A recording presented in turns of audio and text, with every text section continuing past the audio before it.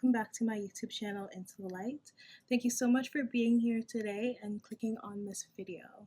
So today's today's video is going to be about how to process emotions. Also on this channel, I do tarot readings, but I would love to post more guidance, kind of self-help videos. So yeah, this is going to be all about how to process emotions, why it's important, and kind of just my backstory on it. I'm using more of a spiritual approach and, more of a how to be conscious in that moment when you're experiencing triggers or any kind of emotional flare-ups, stuff like that. I'm not a psychologist, making that clear, disclaimer. But yeah, this is just a little bit of my kind of personal knowledge, my personal experience. If you like something or if you see something that might work with you, that's my goal here, just to spread some knowledge somehow, So yeah, let's get started. I want to be looking down as well because I have some notes and I want to stay on topic because I talk a lot, especially for topics that I'm passionate about. So I'm going to bring it down a notch. When something triggers you, it could be a thought, a situation, whatever it might be. Maybe even music lyrics or video, whatever it is. Something that brings you a flashback to an experience, right? So allow yourself to be there with that feeling. Allow yourself to be conscious of what is happening during that time that you have that trigger. Some people might not even know what triggered them as well, but to be aware, my emotions just changed.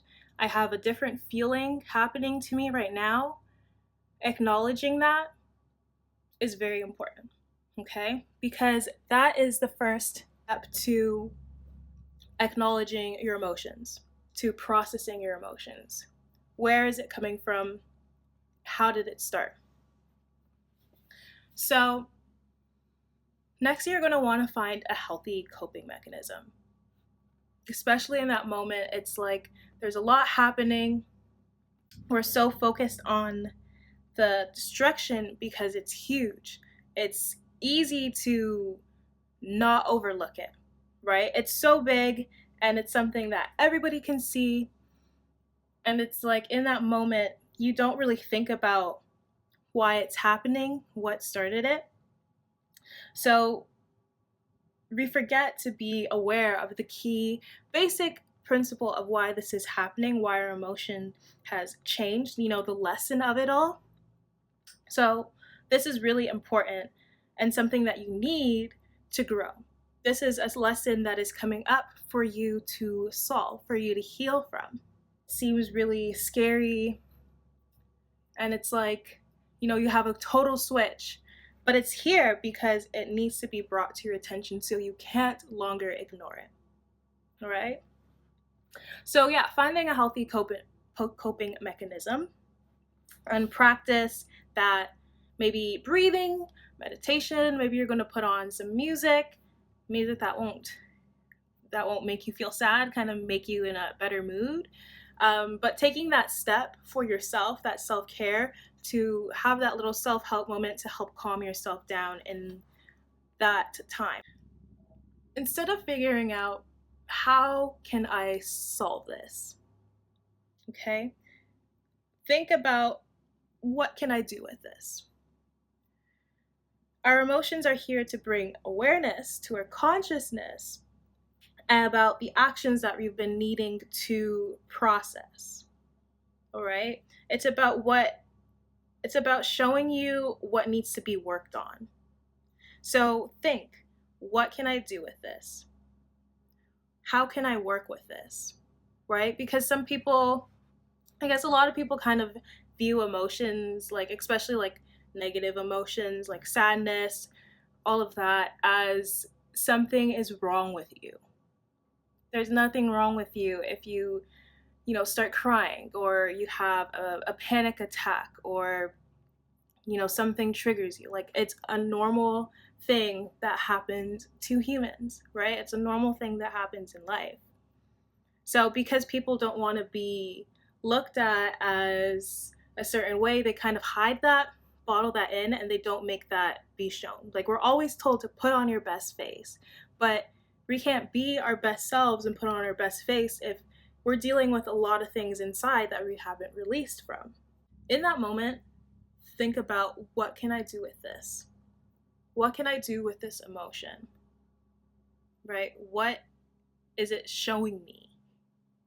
For me, actually, like, after being calm, more like level headed, a little bit more grounded, I will then write it down, what has happened to me, why I freaked out, why I reacted a certain way, and kind of just think to myself, what just happened? Why am I going through this again? What is happening with me? Also, acknowledge that it's okay to cry.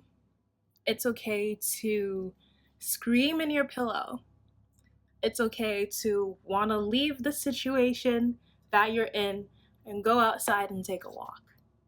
Those things are what you need to calm yourself down so you don't say things that you probably shouldn't, because you're saying that out of anger, right? You want to be more level headed so you don't make that situation worse for you or other people. And to do that, you need to take care of yourself first. Next, it's really important to stay grounded in this situation. As I was saying, like, finding those healthy coping mechanisms that keep you more level headed, within yourself, keeping you more conscious of that moment.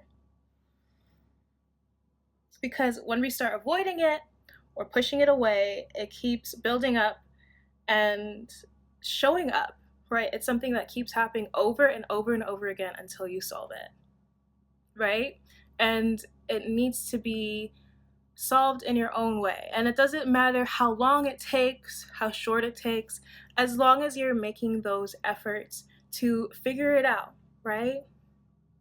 And there's no rush to the process, to processing your emotions. There's no limit, there's no time limit. But it is important to address these energies because they will be lingering within you until the next trigger comes up, right?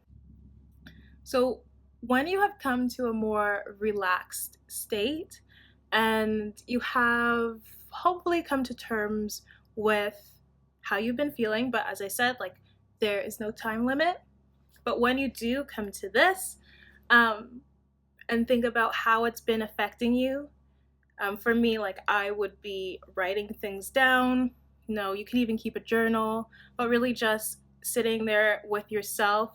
But even if you can't figure it out on your own, you can talk to somebody that is very trusted to you, someone that you can go for advice, or even just someone to talk to. And if you don't want to do that with a friend or a family member, there's always people to talk to online to provide you with some guidance. You then can use this as an active opportunity to make a decision to release and let it help you grow, right? So, as I was saying, like, even if you can't do it on your own, like, finding a way to help yourself overcome this situation, right? Each emotion, each trigger is trying to teach us something, a lesson, so that we can grow from it, right?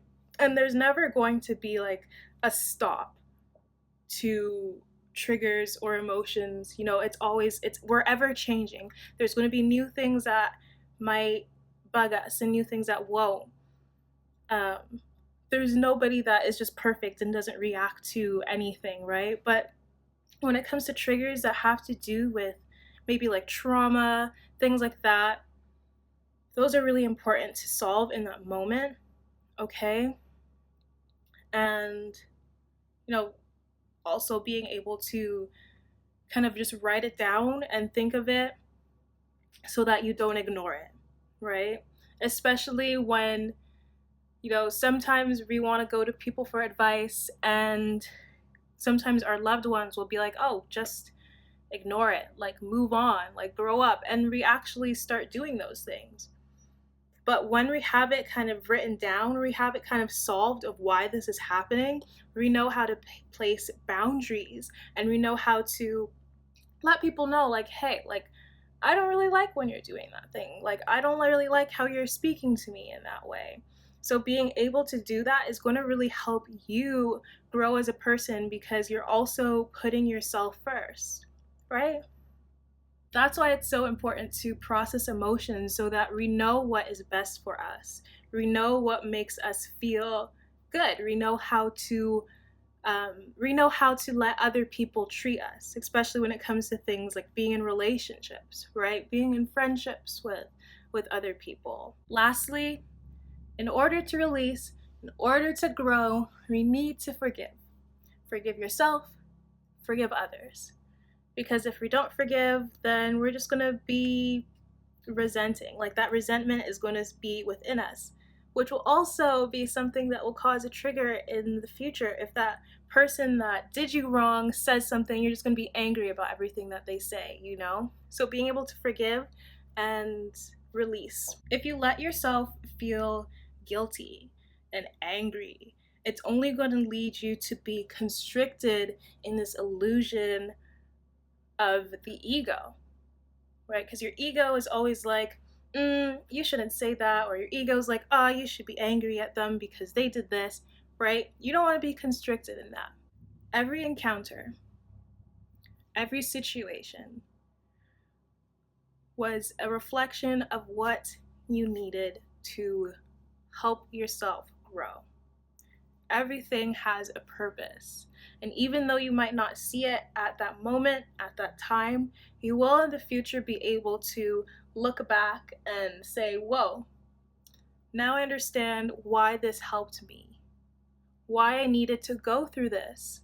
Because sometimes we need to go through certain things before we get to another level. And that level might even be harder than the level that you were on previously, right?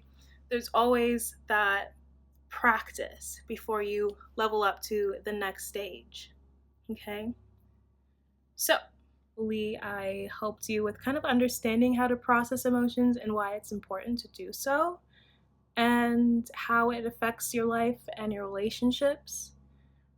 If you have any questions, comment down below. Let's start a conversation. And yeah, I hope to do more videos like this in the future. And hope to see you guys later. Please subscribe if you haven't already. And I'll see you in the next one. Bye now.